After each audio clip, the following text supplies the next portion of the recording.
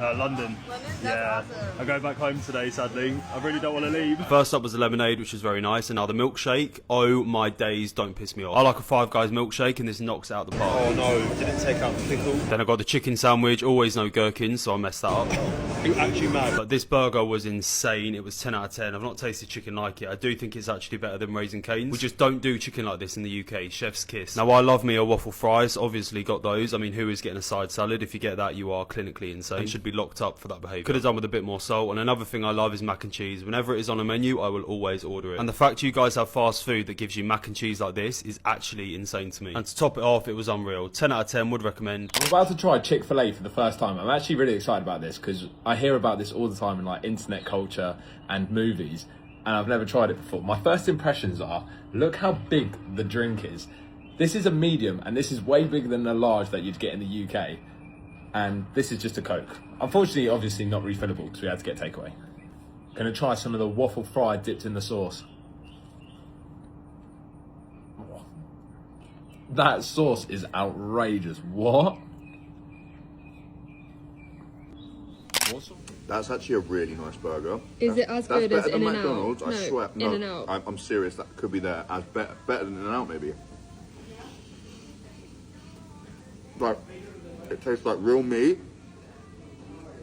Tastes thick. Tastes amazing, man. Who am I to judge? Okay.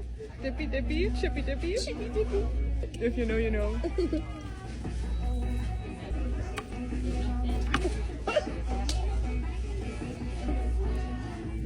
I don't know.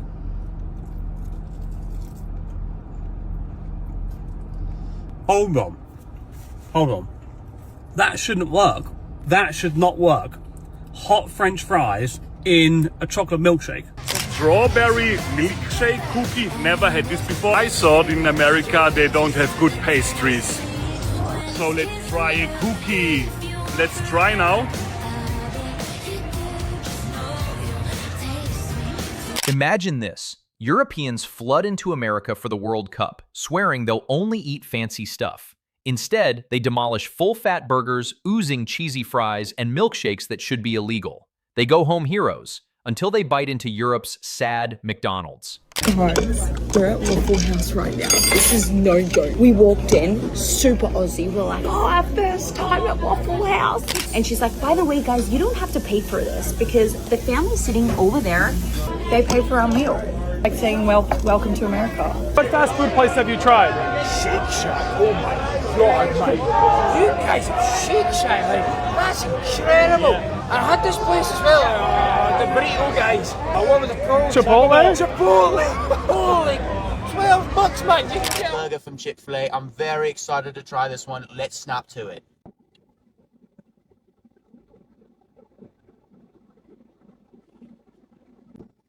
Oh my days. That is absolutely something. Fair enough.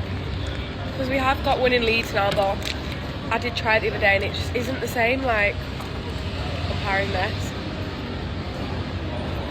I'm gonna have to buy a bottle of that. Here? Is it for here or to go? To go. To go? Perfect. Thank you. Very welcome. Thank you guys.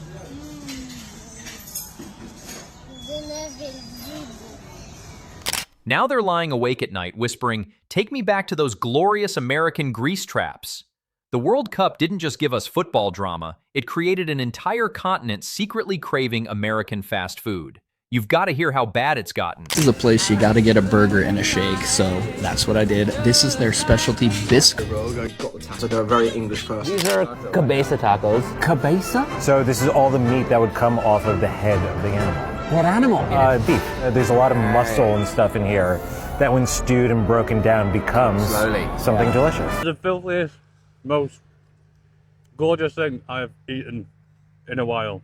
I'm in Britain, Tennessee for the first time, and tonight I'm going to try authentic tacos. So I have brought Gavin to Hermitage, Tennessee, to a local taco truck. Europeans arrived in the United States for the World Cup with carefully cultivated expectations and a certain air of superiority that they had perfected over generations of dining on restrained portions and elegant presentations. They pictured themselves navigating bustling American cities while maintaining their refined European sensibilities, perhaps sampling a local delicacy here and there, but largely steering clear of anything that might compromise their carefully balanced diets back home. If you would have told me 5 years ago I'd be on a beach in Alabama eating some of the best seafood I've ever had in my life, I would not believe you.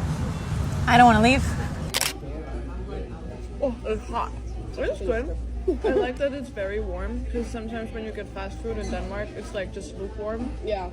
And now, also, we don't have ranch. It just melts in your mouth. I told you guys, I told you.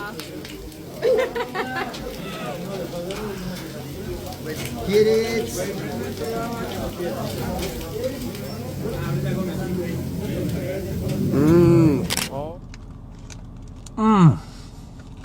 Man alive, that is a good burger. There is no messing around with In and Out. They know how to do a big, juicy burger. What they encountered instead upended every preconception they carried across the Atlantic, and the full-fat fast food experience became an unexpected highlight that none of them had anticipated or prepared for in their meticulously planned itineraries. That is unreal. Burger. About so crispy. Got it back. So that's a really cold.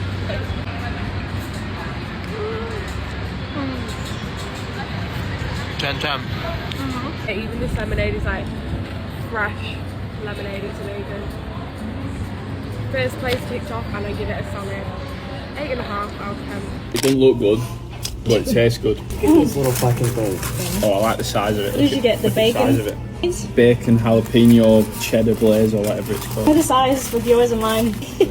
Mine's the Whataburger Jr. I like this place already. This is the Whataburger scene. Burrito, it's incredible. Like, it's awesome. Chipotle's brilliant. Like, I'm a big fan of Chipotle as well. Like. Welcome to the States. Thank you so much. Thank you so much for having us. You too. Loved our time here. Thank you so much. Thank you. I'm really not a big sauce fan, but we're in America, so we're all about trying things. Like a kind of barbecue kind of taste to it. The moment these visitors stepped into their first American fast food establishment, the sheer scale assaulted their senses in the most delightful way possible. Where European menus offered modest items wrapped in restraint, American counters presented towering creations loaded with generous layers of cheese, sauces, and toppings that seemed engineered for maximum satisfaction. They ordered with hesitation at first, translating the unfamiliar terms and wondering whether the portions listed could match the descriptions on glowing menu boards. The Europeans who had grown accustomed to dainty servings found themselves facing meals that represented an entirely different philosophy of abundance and unapologetic indulgence. No, is actually very surprising. That is actually something pretty special. Pretty special.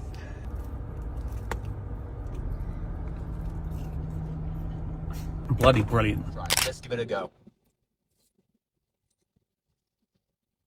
Oh my days! That is splendid! Oh my days! I'm gonna gain 50 Celsius. All right, so kielbasa. Kielbasa, sorry. Yeah, kielbasa is a Polish sausage. Oh no. Okay, one of my prison names. Yeah. Oh my god. What the heck?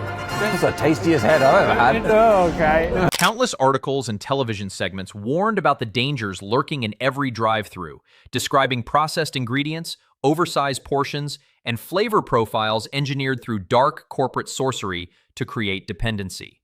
These visitors carried those warnings like protective talismans, fully intending to treat the experience as anthropological research rather than genuine enjoyment. What the media had framed as a cautionary tale became an immediate source of delight that spread through their group chats and dinner conversations with remarkable speed. The contrast became particularly striking when they compared the American originals with versions they knew from European locations of the same chains. Is that big? Baby, is it big? It's so heavy. It's so heavy. Why is it so heavy? Dinner is served. How they're bigger than everywhere, and to be honest, I thought it was a myth. I thought maybe a little bit bigger. Then I ordered a large fries from McDonald's. And look at this. That is one large fries.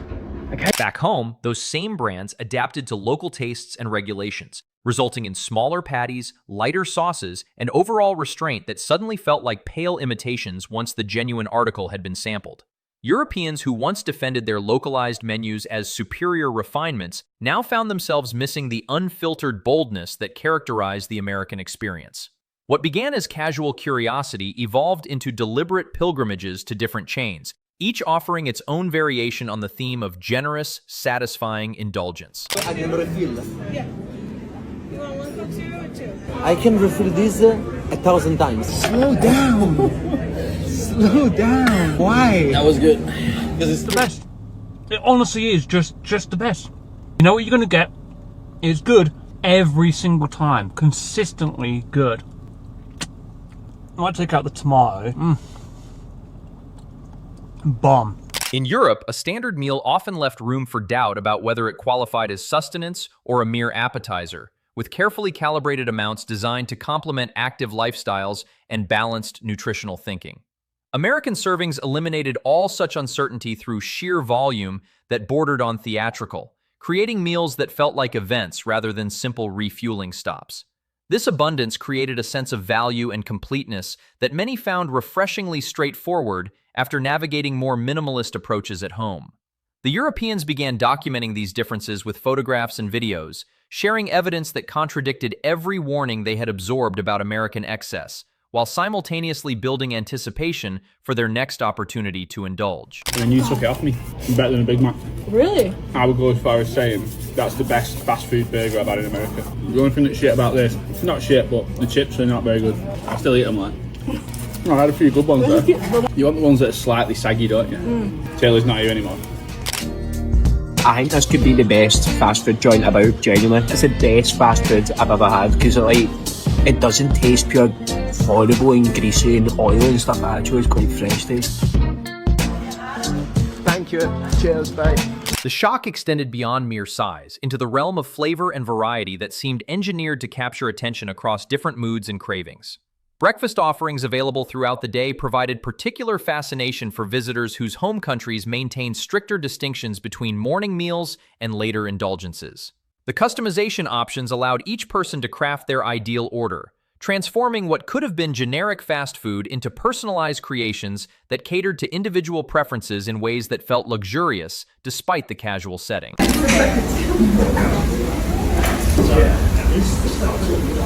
I please have a roast beef? Oh, that looks so good. It looks so juicy. I'm not getting all that, obviously.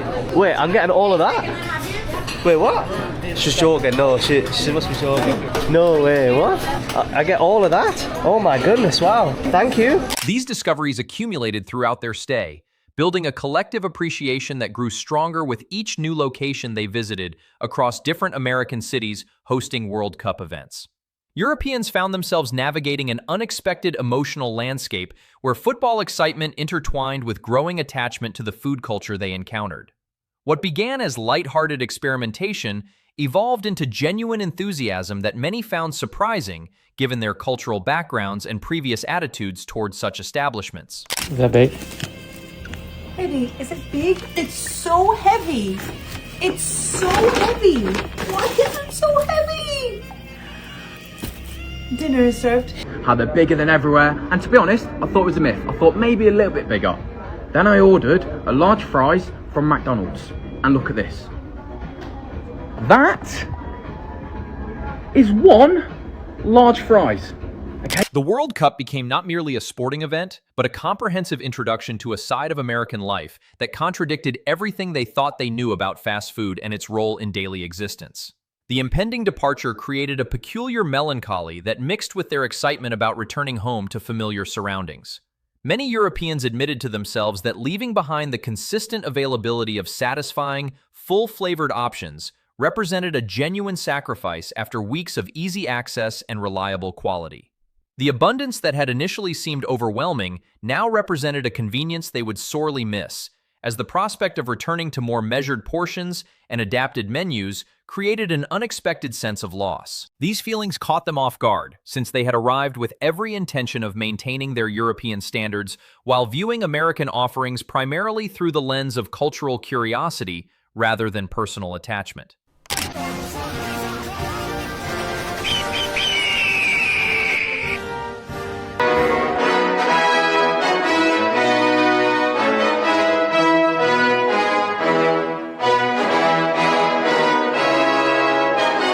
Tell me you're in America without telling me you are in America.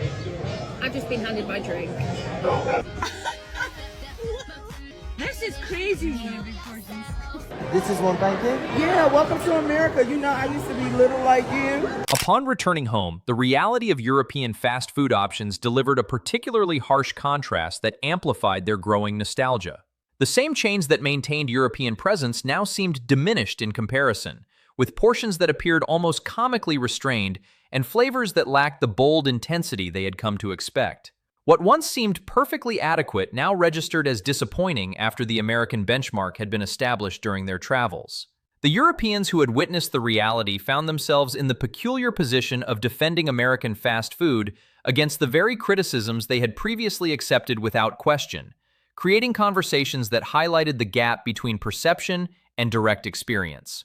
The cravings developed with remarkable persistence, striking at unexpected moments and creating situations that highlighted the depth of their unintended attachment. Sandwiches lately that are like blowing his mind. What, the size of them? The portions! It's immense. Like, look, there is like like floors of. Good. Is something wrong? This could feed a whole family. I think they made a mistake. Why?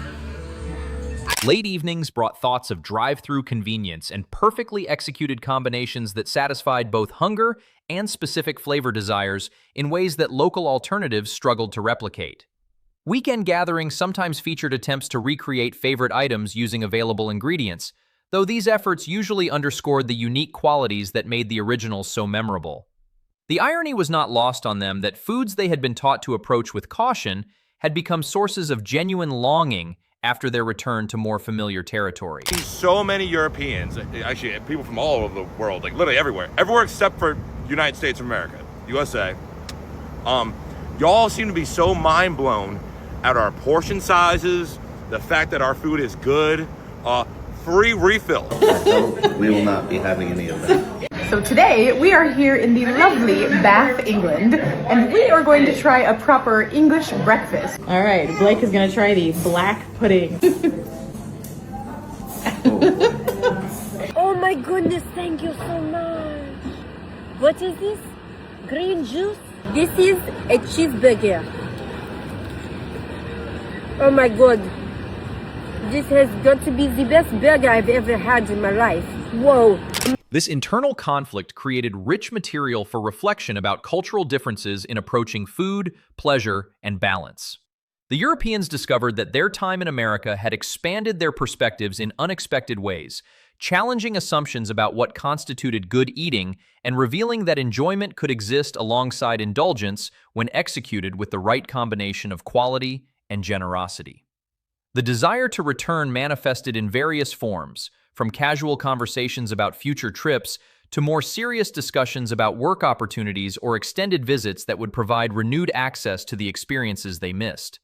Friends who had not made the journey listened with growing curiosity as stories circulated, creating a secondary wave of interest among those who wondered whether they too might find unexpected appreciation for offerings they had previously dismissed based on secondhand information. This is gonna make you angry. This is a prime example of how America is portrayed in different countries around the world. This video I'm going to play you right now is from the UK. Would you move to America in 2025? No, never. A hard truth that the world has to understand is that America is actually great. I'm here for the World Cup. I've been loving every moment of it.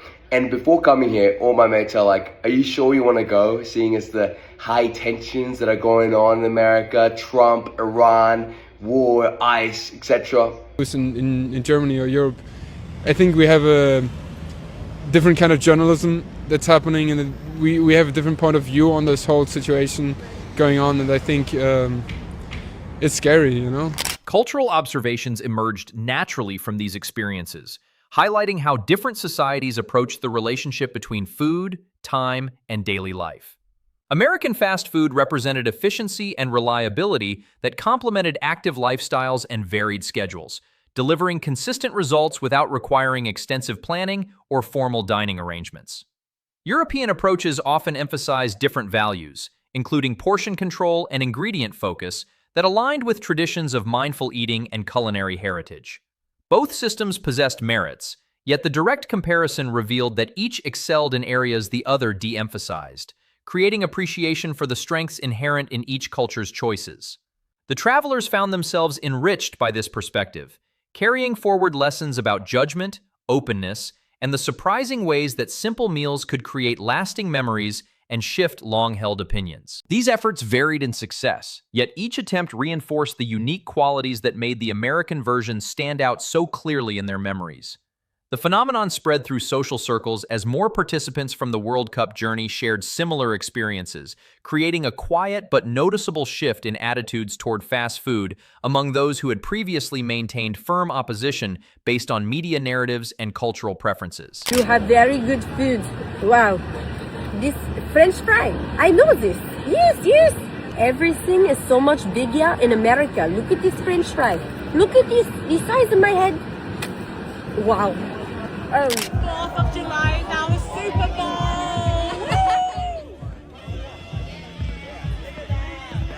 In light of it almost being 4th of July and me being from Europe and seeing all the FIFA Europeans traveling to US and just being so amazed with like the culture and food and Walmart, I thought I would share what I was first amazed and what was my impression of America back when I moved here in 2019. As time passed, the memories gained a particular warmth that transcended simple food nostalgia, connecting to the broader experience of discovery and openness that characterized their American adventure.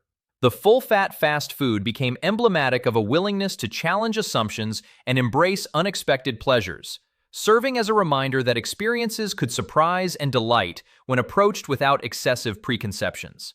The contrast between expectations and reality created stories they would share for years, complete with humorous observations about their own transformations from skeptical observers to enthusiastic participants in American culinary traditions. Why do Europeans love Walmart so much? I'll tell you. As a European, you have heard about this place your whole life. It's one of those places that you know it's real, but it feels like mythical.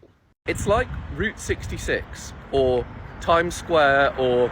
7 different countries in my whole life. I've been to the Caribbean, I've been to St. Lucia, I've been to Barbados, I've been to Southeast Asia, Thailand, Bali, places in Europe. I've been all over the world basically. And nothing comes close to... The lasting effect revealed itself most clearly in their changed perspectives about future travels and cultural exchanges, as many expressed greater openness to experiencing local specialties wherever their journeys took them.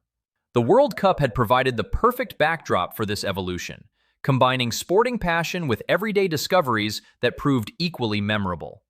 The irony remained deliciously apparent that foods often criticized in European media had created such fond attachments, yet this contradiction only added depth to their appreciation and ensured that conversations about the experience would continue entertaining friends and family for a considerable time.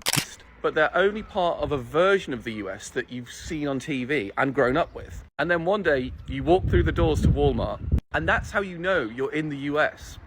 And it makes you feel like weirdly emotional in this oddly familiar environment. You somehow... Walmart, wow. Look at those. I think they're getting ready for something. Fucking heat in Texas. These travelers now approach their local options with newfound perspective, acknowledging the merits of European restraint while maintaining private appreciation for the bold generosity they encountered across the Atlantic. The full-fat fast food experience became an unexpected highlight of their World Cup journey, creating memories that blended football excitement with surprising personal discoveries about taste, satisfaction, and cultural openness. Through their stories and continued cravings, these Europeans demonstrate that sometimes the most memorable aspects of international travel arrive in the most unexpected forms, delivered hot, generous, and entirely satisfying in ways that continue resonating long after the initial encounter. So, I know a lot of you guys will not understand this, but here's the thing. For me, one of the most touristical attractions in the United States is the Walmart. And every time I'm going somewhere and I'm seeing a Walmart, I will enter it. As these transformed travelers resumed their routines amid cobblestone streets and measured cafe offerings, they began noticing subtle shifts in how they evaluated everyday indulgences around them. Conversations at dinner parties turned unexpectedly lively when someone mentioned a recent trip abroad, prompting enthusiastic defenses of American culinary directness that left more traditional guests raising eyebrows in amused disbelief. They exchanged knowing glances when passing familiar chain outlets, silently acknowledging the gulf between what was advertised and what they now craved with renewed intensity after their transatlantic awakening. I'm enjoying my pizza and ranch as I'm watching Europeans enjoy ranch for the first time. It's making me feel like I'm eating ranch for the first time. It's freaking awesome. We should, honestly, I didn't think Americans had culture. I really didn't until I realized, our culture's food. It's fast food. One of the reasons all these videos about Europeans and foreigners coming to America and enjoying our culture so much, one of the reasons it's so great is because you have to remember that the media doesn't just lie about America in America. The media lies about America all over the world, right? Local markets and specialty shops suddenly faced playful scrutiny as returning visitors compared ingredient lists and serving sizes against the vivid recollections of stacked patties and rivers of melted cheese that had defined their stateside evenings. Some even organized informal tasting groups to recreate approximations using whatever domestic resources they could muster, resulting in laughter-filled kitchens where experiments ranged from admirable to comically unsuccessful. These gatherings highlighted the irreplaceable magic of original execution, further fueling plans for return journeys that combined business conferences, family holidays, and deliberate detours through cities renowned for their late-night drive-thrus and breakfast-all-day innovations. Word spread quietly through professional networks and social circles, inspiring a new generation of curious Europeans to book tickets with food itineraries already mapped alongside match schedules and sightseeing routes. So the next time you hear someone dismiss American fast food outright, remember the secret army of converted Europeans dreaming of those glorious, unapologetic flavors. They are already plotting their triumphant returns, ready to embrace every calorie with open arms and fuller hearts. Because sometimes the best souvenirs are the cravings that refuse to fade and the laughter that follows every satisfying bite.